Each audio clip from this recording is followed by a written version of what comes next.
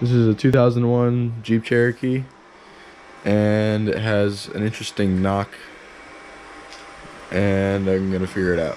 So first, we're gonna do compression tests. So this coil rail here has to come off. Let's see that from over here. This coil rail has to come off, and then we can take the plugs out. Next order of business is taking the plugs out one at a time and using a compression tester to see what the compression of the engine is. Got the coil rail out. There's the plugs. This is what it looks like. You can see these longer rubber ones go over the plugs. This was not broken, that was my fault. So I don't know if that's the problem, but we gotta keep going. Here I have the plugs 1 through 6. The only thing I noticed is plug 6 seems a little bit more wet than the other ones. But they're all not missing any insulator material or anything, so that's not the issue. This here is a compression tester. It's just a gauge that screws into where the spark plugs go, and when you spin the engine over, it shows up on the gauge. We're hoping for about 160 psi. Alright, so it's the next day. My girlfriend and I got the valve cover pulled. We took the power steering pump off. It's here.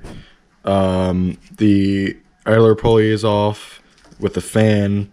The core mount is off, so the radiator is free now. The front clip is off. The belt's off. The AC compressor is laying here, that can come off. Next is going to be, also we took the tensioner off. Next is going to be the oil pan. But one of the biggest tips I have for this is stay organized. Put all your bolts in bags and label them so that when you go to put everything back, you know exactly where it is and you don't have to spend hours looking for the right bolts for the right place. Coming under the Jeep, you can see the oil pan here. And this is what we're going to have to take off. We should be able to leave the exhaust here, but first we got to start by draining the oil.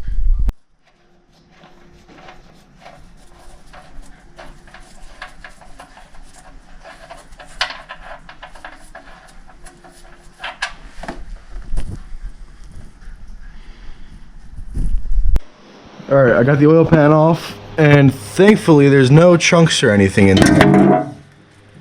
So that's good, because you don't want to see any chunks.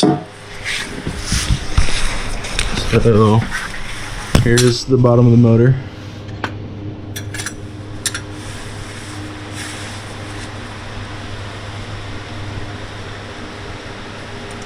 So I'm going to wiggle all the rod caps now and make sure there's no crazy play in any of them.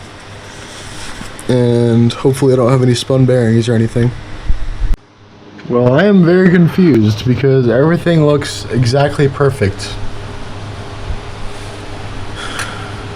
All the rods look good. There's no play in anything. There's a little bit of play this way, which is normal. But in the direction that there's not supposed to be any play, there's nothing. So I'm not really sure what's going on. But everything looks perfect.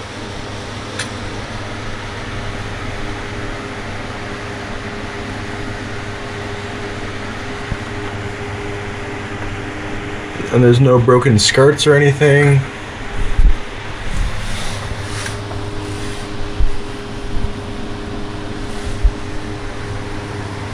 So I'm really not sure what's going on. This plate back here is the flex plate.